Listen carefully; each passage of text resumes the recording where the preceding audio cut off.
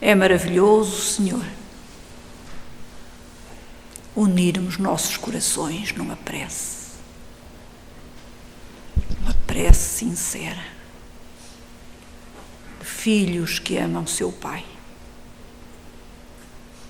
e se disponibilizam para criar uma corrente de amor, de fraternidade. Que ela possa, Senhor, hoje e sempre, onde pulsar um coração amoroso, que teus mensageiros possam aproveitar nossa boa vontade para limpar a lágrima, animar o ânimo, fortalecer a fé de qualquer nosso irmão sofredor na terra ou no espaço. É por isso que nos encontramos aqui esta noite, para que a tua luz, através dos divinos, amorosos mensageiros, nosso divino Jesus, possa estar entre nós, entre todos os seus filhos, que lembramos esta noite,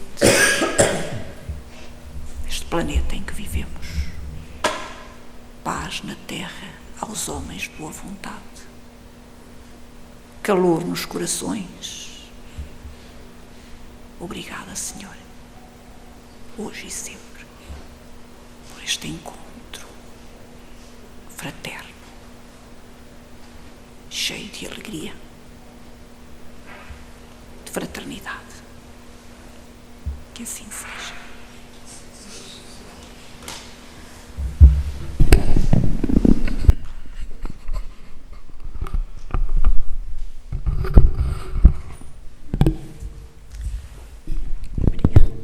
Do capítulo 17º, Sede Perfeitos, o item 7, o dever. O dever é a obrigação moral da criatura para consigo mesma, primeiro, e em seguida para com os outros. O dever é a lei da vida. Ele se depara nos mais ínfimos detalhes, tanto como nos atos elevados. Eu não quero falar senão do dever moral e não daquele que as profissões impõem. Na ordem dos sentimentos, o dever é muito difícil de cumprir, por se achar em antagonismo com as atrações do interesse e do coração. As suas vitórias não têm testemunhas e as suas derrotas não são reprimidas. O dever íntimo do homem fica entregue ao seu livre-arbítrio. O aguilhão da consciência, guardião da probidade interior, o adverte e sustenta, mas fica muitas vezes impotente diante dos sofismas da paixão. O dever do coração, fielmente observado, eleva o homem. Mas como para precisar este dever? Onde começa ele? Onde termina? O dever principia, para cada um de nós, exatamente no ponto em que ameaçais a felicidade ou a tranquilidade do vosso próximo.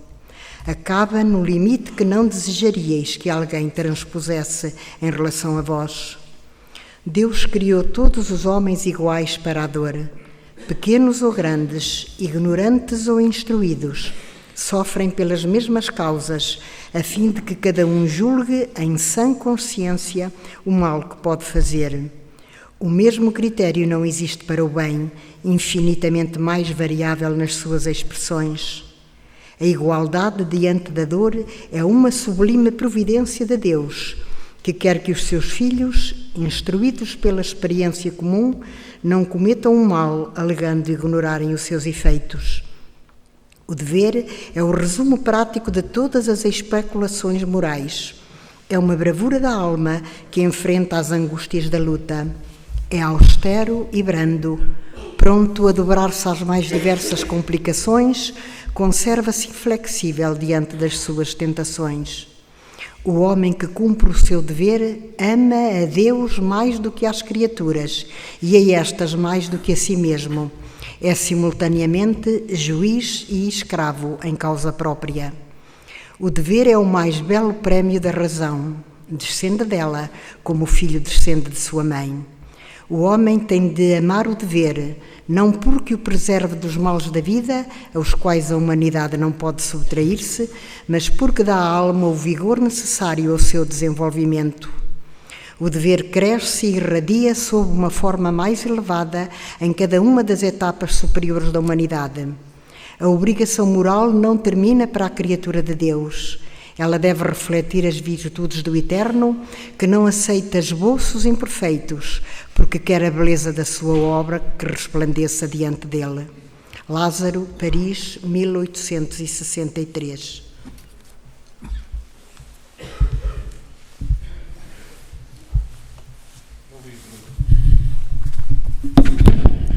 Do livro Caminhando com Jesus,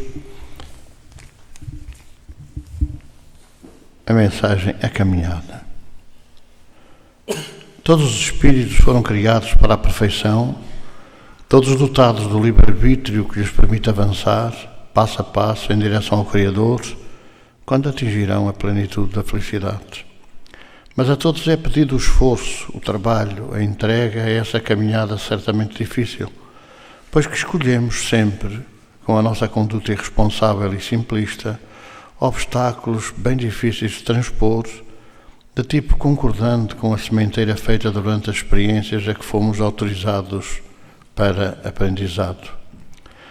Dessa forma, os efeitos, todos, têm suas causas e por isso é que, face à extensão desses erros, fomos confrontados com possíveis caminhos a percorrer e, face à luz do esclarecimento racional, escolhemos, o mais das vezes, a forma de nos libertarmos desses escolhos que criamos.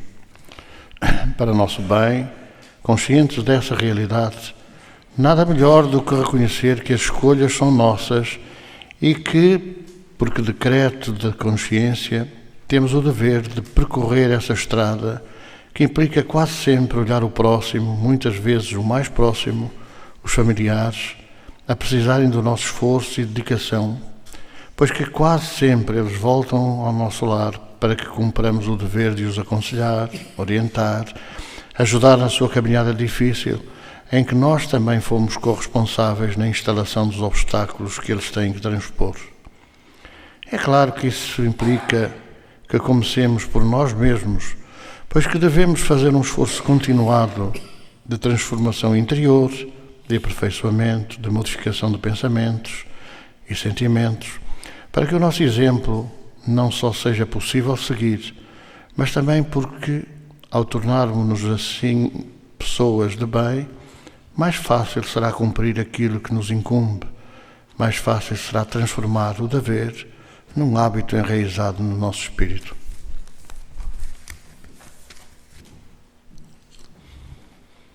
Mas se calhar começava por pedir às associações presentes que fossem fazendo um comentário. Enfim, quer dizer, não sei se aqui Bragança quer fazer já. Então vá. Só tenho que passar aqui na regi.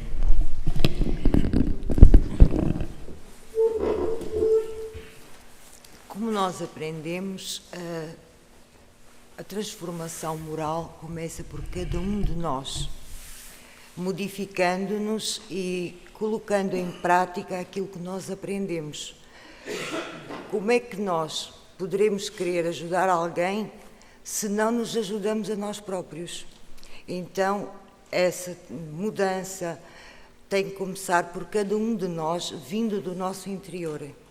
E só assim nós poderemos caminhar e auxiliar aqueles que necessitam de nós.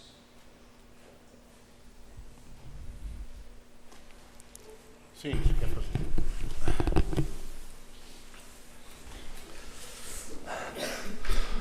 Bom, eu acho que essa leitura do Evangelho, o dever parece ser uma coisa muito completa. Foi essa a impressão que eu tive, porque é mesmo o nosso dever como espíritas procurarmos melhorar, não só a nós, amarmos a nós mesmos como forma de amar a todos, a nosso próximo, mas melhorarmos de dentro para fora, ajudando tanta gente que está ao nosso lado, sofrendo, e da mesma forma irradiando esse amor, que nós espíritas consigamos assim o fazer, de forma a que essa mudança aconteça. Muitas vezes temos dificuldade no meio social em que vivemos, tocar nesses assuntos, mas nós devemos começar a falar sobre isso. Eu acho que esse é o nosso dever, começar a falar da doutrina espírita como uma coisa natural. Eu, de origem brasileira, já estou cá há 16 anos, eu vejo que temos que começar a falar isto de forma a ser uma coisa muito natural, como ela já no Brasil fala em espiritismo, e aqui ainda está um bocado ainda muito dificultoso de falarmos sobre isso. Eu acho que esse é o nosso dever, para melhorarmos isso tudo. Ok?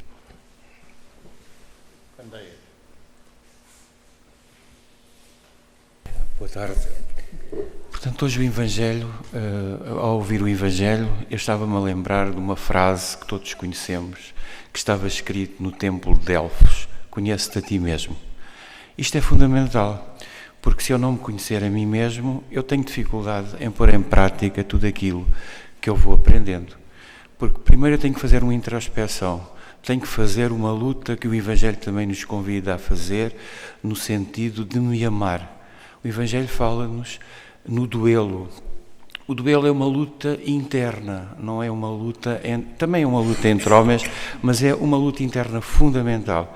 E quando nós nos conhecermos a nós mesmos, quando nós conseguirmos ultrapassar as nossas angústias, as nossas inquietações, então nós temos o dever de pôr em prática a doutrina do cristianismo, a doutrina do Mestre. Ele disse: amai-vos uns aos outros. E é a doutrina do amor. Eu só posso amar se eu me amar a mim mesmo. E é uma dificuldade que nós ainda nos confrontamos, é porque nós ainda não conseguimos amar-nos a nós próprios. E, portanto, um dever também é de nos conhecermos, amarmos-nos e depois fazer aquilo que o Mestre nos diz: ide e anunciai a minha mensagem. Viana do Castelo.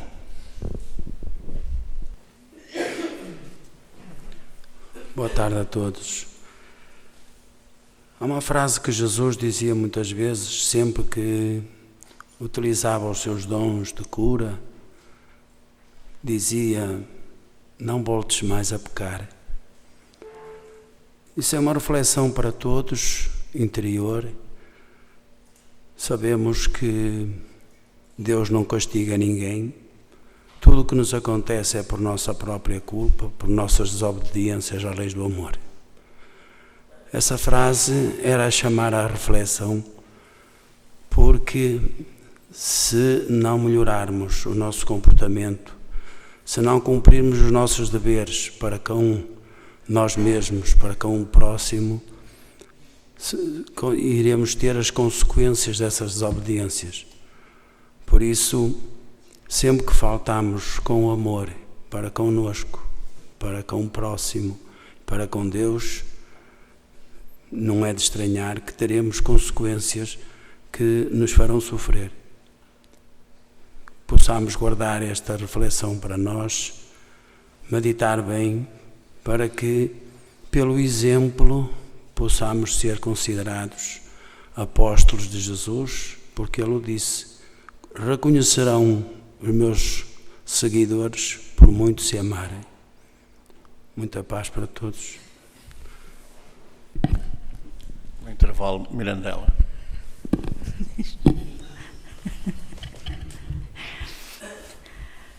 Oi, falamos aqui assim no dever, já todos tocaram um bocadinho. Eu costumo muitas vezes, é muito vulgar aquela frase popular: querer é poder. Não é? E nós sempre, querer é poder, vamos, insista, porque querer, queres e podes. Eu quase sempre costumo acrescentar: nem sempre querer é poder, porque o dever está no meio. Eu às vezes até posso querer muita coisa, mas não devo. Portanto, agora lembrei-me esta frase que eu muitas vezes uso com o dever. Na verdade, o dever implica condições de consciências morais, éticas. Necessita que nós, efetivamente, tenhamos amor no nosso coração para cumprirmos com o nosso dever. Porque senão vamos cumprir com o nosso interesse e não com o nosso dever. Podemos ter muito boa vontade de fazer muita coisa, mas primeiro que temos que ver, vou implantar qualquer ação, qualquer obra grandiosa, até que eu possa ter a imaginação e que eu possa querer implementar. Mas será que ao fazer isso, eu vou contribuir para o bem geral? É meu dever pensar não só em criar em algo para todos, que seja bom para todos. Portanto, eu posso, e tudo aquilo que eu posso fazer deve-me vir da vontade, e a vontade, só se for uma vontade vinda do coração amoroso, é que efetivamente se torna num dever, que é aquilo que Jesus nos diz: sermos mansos de coração, tratarmos os outros como a nós próprios. Enquanto não sentirmos isso, estava aqui um irmão aqui comentou que todos nós, a dificuldade que se tem em implementar a doutrina espírita ou qualquer postulado desta natureza, não é uma filosofia espiritualista, a dificuldade que se tem, porque o ser humano ainda é muito egoísta. E comecemos pelos nossos netos. Comecemos pelos nossos netos, aqueles que já somos assim, eu estou a falar em netos porque os filhos já estão a educar os filhos deles, não é? Já estamos nesta fase dos netos. Mas talvez porque eu fui professora e sempre fiz o possível por começar a educar bem cedo, porque se nós não educamos as nossas crianças, os nossos jovens, a transformarem-se em prestarem aos outros o respeito que devem, nós estamos a olhar para a nossa juventude, e ainda foi ontem ou anteontem que estava eu. Pois nós entramos num autocarro, dizia-nos um irmão nosso, e os jovens sentam-se nos lugares dedicados aos inválidos, às pessoas grávidas, veem as pessoas entrar e nem sequer se mexem. Eu acho que nós todos temos obrigação de, com educação, com gentileza, chamar a atenção também, não é deixar passar tudo passa. Não sei se eu estou a falar demais, a sair um bocadinho do tema, mas realmente temos o dever de ajudar a sociedade em que vivemos a ser melhor, transmitir isso aos nossos vizinhos, aos nossos amigos, aos nossos netos. Temos que ser capazes de dizer: não está bem, não está. Se as pessoas não concordam, não gostam, problema delas. Mas o problema nosso é fazer a nossa parte e não ficar simplesmente encostado sem fazer nada. Desculpem se eu saí um bocadinho, mas eu às vezes exalto-me um bocadinho a falar, sou assim mesmo. Muito obrigada. Está desculpada. Agora, Estrela de Aveiro. Boa tarde a todos. Um bocadinho fora do tema, do introito que foi aqui trazido, de qualquer modo, havia ali no título dever. Dever é algo que nos é difícil, por vezes, interiorizar, pelo simples facto de que nos achamos com direitos por isto e por aquilo, e muito em particular na nossa sociedade lusitana portuguesa, que se instaurou uma série de conceitos onde o dever não fazia escola, e ainda hoje não faz. É muito difícil vermos a nossa sociedade, nos vários setores de atuação, falar no dever, há como que um outro apanágio daqueles que se acham no topo das defesas de uma série de valores, que é dos direitos.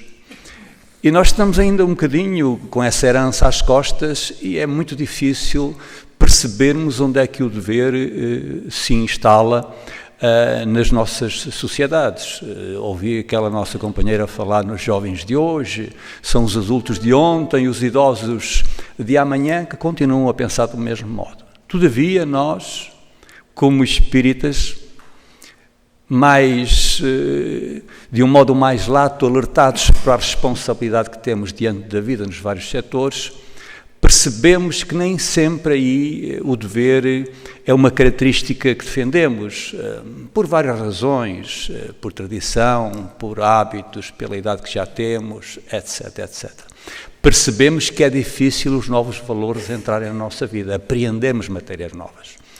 E se a doutrina espírita não procura trazer uma nuance nova ao dever, para que nós nos pautemos de acordo com aquilo que foram os princípios de Jesus, então nós só estamos a meio do caminho, a meio da ponte, estamos no início da ponte, ainda não começamos a construir a ponte, encontramos uma parede, um muro qualquer, com a qual estamos a lutar, sem escolhermos o caminho que nos libertará para isso. Ainda ontem no nosso estudo, que foi de perguntas e respostas, que temos à sexta-feira, com uma assembleia pequena, para aí de umas 40, 50 pessoas, talvez um bocadinho mais, e o que era trazido depois das perguntas todas que surgiram, pelas diversas dúvidas que são apresentadas, eu dizia, a doutrina espírita não tem tabus. Não tem tabus. Nós podemos arranjar aqui alguns, mas não há nenhuma resposta que a doutrina espírita não possa explicar. Pode não ser aceitável, plausível para determinadas mentes, mas não há tabus na doutrina espírita. Os tabus que possam existir é ainda a imperfeição do nosso espírito sem entender o problema e explicá-lo à lógica da razão. Mas se nós, dentro da doutrina, não percebermos o que é o dever, como eu dizia ontem, não vamos saber utilizar a doutrina como instrumento para nos criar um caminho de maior harmonia e felicidade. Porque no nosso conceito espírita, a doutrina está cá para nos aligeirar os sofrimentos deste vale de lágrimas onde estamos reencarnados. E como tal, se não aproveitarmos para sermos melhores cidadãos, sermos mais felizes e sermos mais prestáveis nos vários setores onde estamos, sejamos filhos, pais, políticos, responsáveis, menos responsáveis, chefes, subordinados, então a mensagem espírita e, acima de tudo, o dever passou por nós, sem nós nos apercebermos que ela tinha chegado à nossa vida. É o que me apraz dizer. Muito obrigado.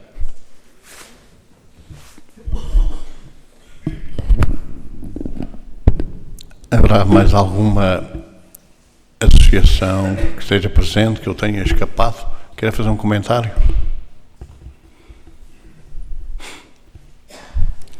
Então vamos ter agora Itapira, não é?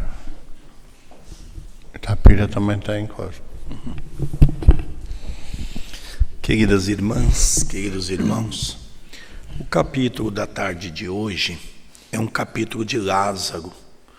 Se repararmos o Evangelho, vamos encontrar Lázaro trazendo algumas pedras preciosas, não como apenas o capítulo do dever, seja o dever em nossa casa, o dever na sociedade, o dever em nossa religião.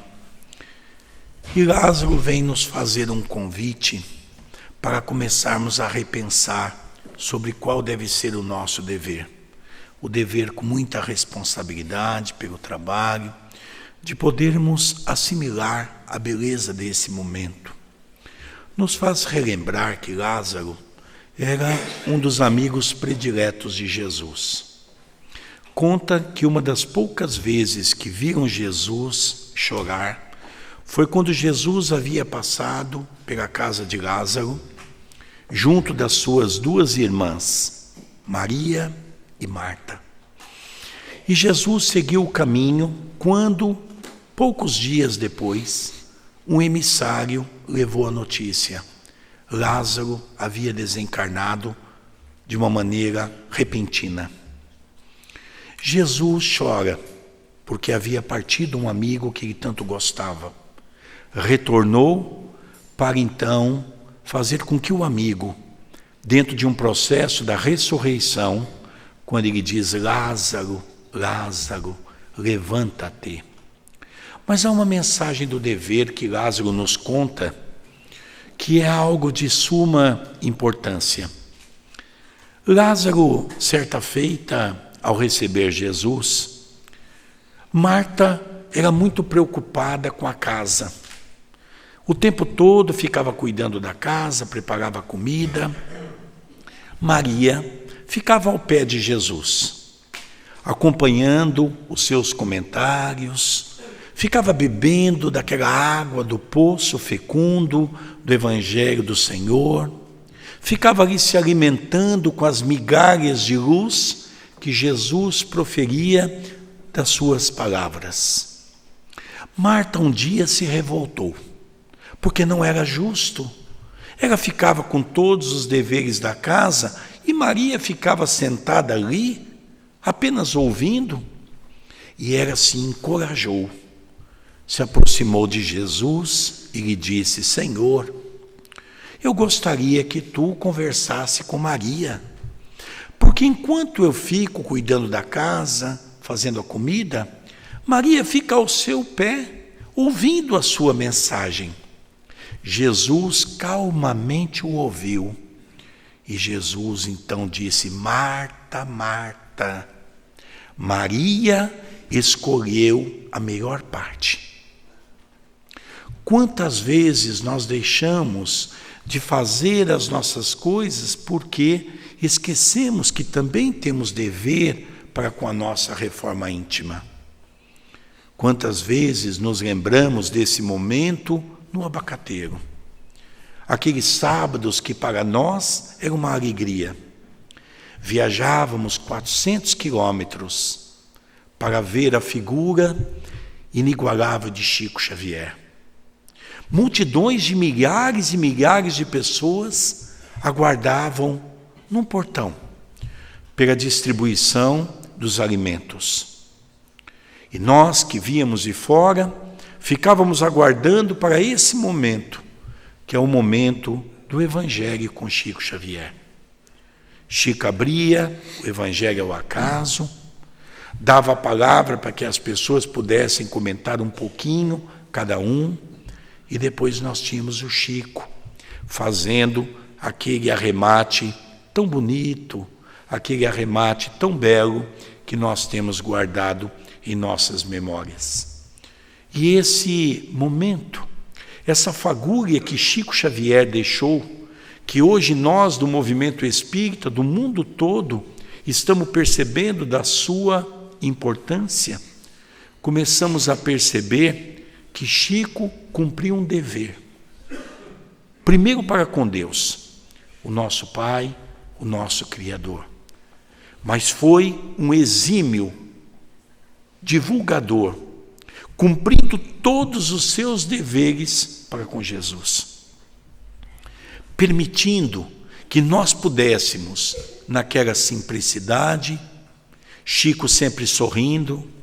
Chico era perseguido, Chico era caluniado, Chico era mal entendido, mas Chico sempre com um sorriso, Chico sempre com uma alegria. Um dia desses, no Evangelho, depois que terminou no sábado à tarde, fomos para o grupo espírita da prece. Quando terminou o trabalho, o Chico mandou Eurípides convidar alguns amigos para irmos tomar um café na casa do Chico. Eu tive a oportunidade, nesta noite, de ali estar. E exatamente havia o capítulo do dever, que curiosamente caiu para nós na tarde de hoje. E o Chico começou a falar sobre os nossos deveres. E um companheiro lhe perguntou: Chico, eu estou tão desanimado no movimento espírita, porque tudo que nós fazemos parece que é mal compreendido, As pessoas falam de coisa que nós não fizemos. As pessoas até rotulam nós como até mesmo usando de má fé com recursos do movimento espírita. E o Chico deu uma aula naquela noite. E ele diz para todos nós assim: eu já vivi muito essa história. Já fui caluniado, já fui perseguido, já foi falado que eu vivo do dinheiro dos livros.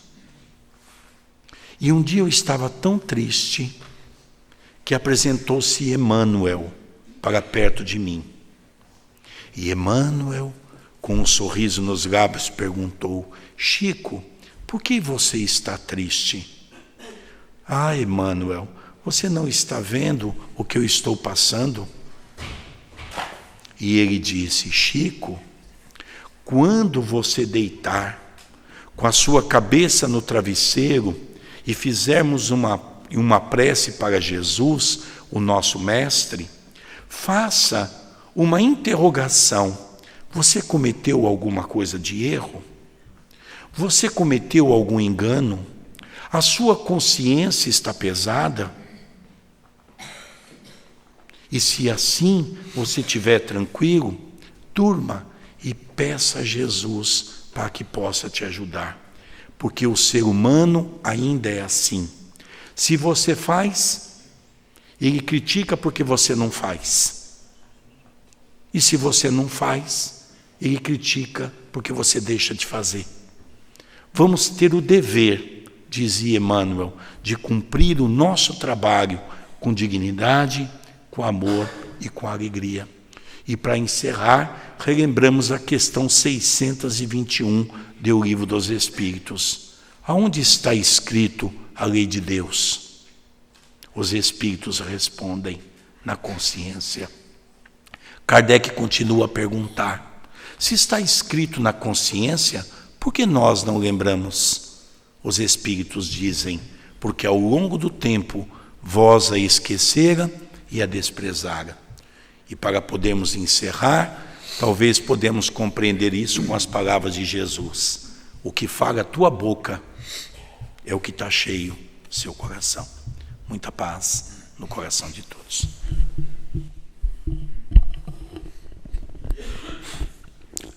Alguém quer fazer mais algum comentário? Então nós caminhávamos então para o final, para começar a nossa preparação da pomadinha. Eu só me permitia fazer um remate final. Muitas vezes a tendência é para dizer o que as pessoas têm que fazer, que as pessoas têm que acontecer, que as pessoas têm que trabalhar, que as pessoas têm. Ninguém tem nada que ter. Nós devemos, não temos. Quer dizer, a gente não tem que trabalhar, a gente deve trabalhar. E nesta análise devemos pensar bem como colocar ao serviço dos outros o dever, como permitir que os outros possam cumprir o dever, como ajudar a todos aqueles que querem servir na Seara de Jesus a servir, porque devem, não têm, mas devem servir. Nós vamos então fazer a nossa prece de encerramento, esta parte do Evangelho no Abacateiro, para depois então retomarmos a nossa preparação. E agradecemos, Senhor Jesus, a oportunidade que tivemos de poder estar em conjunto, todos nós aqui em Teu nome, relembrando os ensinamentos que nos deixaste, tomando nota da muita meditação que precisamos de fazer, muita reflexão que precisamos de ponderar na nossa vida, no nosso dia-a-dia, no nosso lar, certamente, na sociedade, também na casa espírita, muito daquilo que nos incumbe fazer, conscientes que estamos, o que devemos estar, do ideal que abraçamos e daquilo que os outros esperam de nós. Obrigado, Senhor, por esta oportunidade, pelas opiniões que uns e outros partilhamos, e permite, Senhor, que o resto da tarde, que o resto da noite possa ser serena e tranquila para todos nós. Nos abençoe os nossos propósitos, Jesus.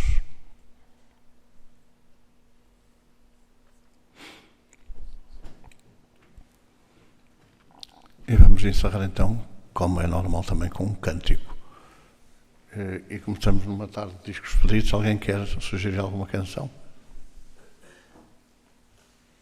Não me digam. Hã? Então vamos cantar a página 19. A página 19. Então.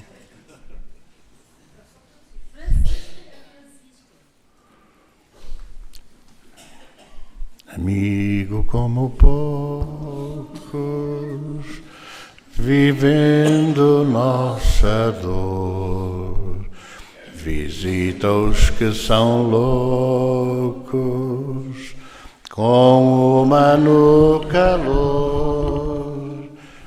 A terra é seu chão e ajuda com ardor. Entrega o coração aos famintos de amor. Francisco é seu nome. João foi com Jesus, o filho de Maria, que o acompanhou na cruz.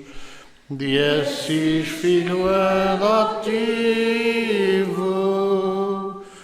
da luz o mensageiro, dá-nos o lenitivo, irmão e companheiro. Dos pobres foste irmão, dos tristes alegria, dos sós a companhia,